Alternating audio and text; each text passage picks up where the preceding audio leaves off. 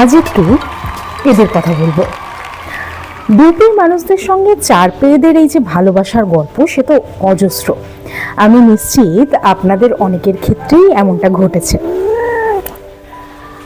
শুরুটা করব এরকমই একটা বেড়ালের গল্প দিয়ে। 2018 সালে রাশিয়ার ড্রাগস্টিন এলাকাতে এক বৃদ্ধের মৃত্যু হয়। তার মৃত্যুর পর 7 বছর ধরে সেই বৃদ্ধের কবরের উপর বসেছিল তার প্রিয় বেড়ালটি। বহুবার তাকে সরানোর চেষ্টা করা হয়, তাকে দত্তক নেওয়ার চেষ্টা করা হয়, কিন্তু সে তার মানুষ বন্ধুর পাশ ছেড়ে কোনোদিন উঠে যায়নি।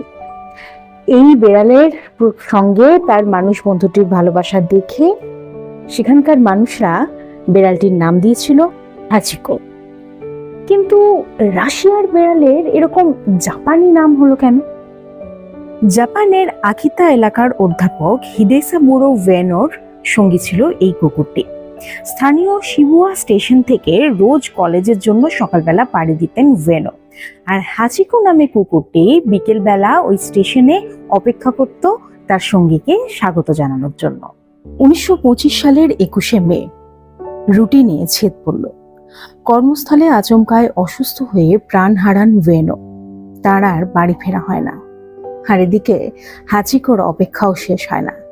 প্রায় 10টা বছর শিবুয়া স্টেশনের বাইরে সে প্রত্যেক দিন বিকেলবেলা অপেক্ষা করত কখন তার মানুষ বন্ধুটি ফিরবে। সহায় সম্বলহীন হাচিকো অনেক পরে ন্যাশনাল অ্যাটেনশন পেতে থাকে। তার এই অপেক্ষা শেষ হয় 1935 সালের 8ই মার্চ। হাচিকো মারা যায়। শিবুয়া স্টেশনের বাইরে এখনো হাচিকোর একটি মূর্তি রয়েছে, মুখ তুলে অপেক্ষারত। আসলে হাচিকোদের অপেক্ষা কোনোদিনই হয়তো শেষ হয় না। পিস ডগ অলকাকে তো এখন অনেকেই চেনেন, একেবারেই দেশি স্ট্রিট ডগ। এই অলকার জার্নি কিন্তু শুরু হয়েছিল ভারতবর্ষে। 2022 সালে একদল বৌদ্ধ সন্ন্যাসী বিশ্বব্যাপী শান্তি প্রসারের উদ্দেশ্যে যাত্রা শুরু করেন, আর অলকা তাদের সঙ্গে জুড়ে যায়। সেও এই শান্তি যাত্রার এক গুরুত্বপূর্ণ অংশ হয়ে ওঠে। এবং তারপরে এই বছরেরই জানুয়ারিতে পায়ে চোট পেয়েছিল অলকা। চিন্তিত হয়ে পড়েন বিশ্বব্যাপী সমস্ত পশুপ্রেমী মানুষই। কিন্তু অলকা ফিরে আসে। এখন অলকার সোশ্যাল মিডিয়া প্রোফাইল রয়েছে, শীতে পরার জামা রয়েছে, আর কপালে আছে একটি হার্ট সাইন। অবশ্য তা অলকার হৃদয়ের চেয়ে বড় নয়। এবার ফিরে যায় অনেকটা পিছনে। 1576 সালের ভারতবর্ষ মুঘল আর রাজপুতদের যুদ্ধ। এই যুদ্ধের দুই গুরুত্বপূর্ণ চরিত্রের সঙ্গে আলাপ করায়। হলদিঘাটির সেই যুদ্ধে মহারানা প্রতাপ সওয়ার হন তার প্রিয় ঘোড়া চেতকে। ঐতিহাসিক তথ্য বলছে চেতক এতটাই বিক্রমশালী ছিল যে তার বিক্রমেই মহারানা প্রতাপ যুদ্ধে সবসময় এক কদম এগিয়ে থাকতেন। সেবারও অন্যথা হয়নি। আর মুঘলরা এই তথ্য জানতে পেরে চেতককেই টার্গেট করে। তলোয়ারের আঘাতে চেতকের একটি পা ক্ষতবিক্ষত হয়ে যায়। চেতকের বিপদ হলে মহারানা প্রতাপের বিপদ হবে এটা বুঝতে পেরে সে যুদ্ধক্ষেত্র থেকে প্রাণপণে দৌড় দেয়। তারপর অনেকটা দূরে গিয়ে নিরাপদে মহারানা প্রতাপকে নামিয়ে সেখানে সে মারা যায়। সেই জায়গাতে এখন চেতকের সমাধিও রয়েছে। আর হ্যাঁ, রামপ্রসাদ মহারানা প্রতাপের প্রিয় হাতি।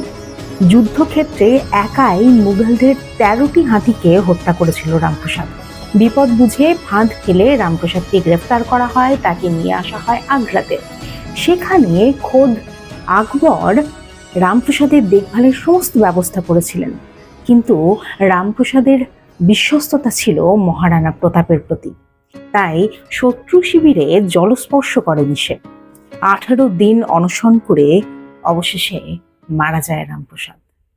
আচ্ছা, কুকুর, বেড়াল, ঘোড়া, হাতি এদের যে এই নিঃশর্ত ভালোবাসা, মানুষ নিশ্চয়ই তা ফিরিয়ে দেয়। তাহলে চলুন দ্বিতীয় বিশ্বযুদ্ধোত্তর রাশিয়ায়। শক্তিশালী দেশগুলো তখন পৃথিবীর সীমা ছাড়িয়ে মহাকাশে ক্ষমতা প্রদর্শনের জন্য ব্যস্ত। রাশিয়া ঠিক করলো মহাকাশে মানুষকে পাঠানো হবে। কিন্তু মহাকাশে একটি ক্যাপসুলের মধ্যে অচেনা পরিবেশে মানুষ কিভাবে বাঁচবে? মানুষ তো আর গিনিপিগ নয়। তাই গল্পে অবতীর্ণ হলো লাইকা, মস্কোর একটি স্ট্রিট ডগ। ফেরার কোনো রকম প্রযুক্তি না তৈরি করে 7 দিনের অক্সিজেন আর সামান্য একটু খাবার দিয়ে মানুষ লাইকাকে পাঠিয়ে দিল মহাকাশে। বাচ্চা মেয়েটা বাঁচেনি, বাঁচার তো কথাও নয়। তবে স্ট্যাম্পে ছবি আছে, সিলেবাসে নাম আছে। মহাকাশ বিজ্ঞানকে পথ দেখিয়ে চলে গেছিল লাইকা। তারে জমিন পর সিনেমায় একটি ক্যাচ লাইন ছিল, এভরি চাইল্ড ইজ স্পেশাল। বিষয়টা এদের ক্ষেত্রেও একই।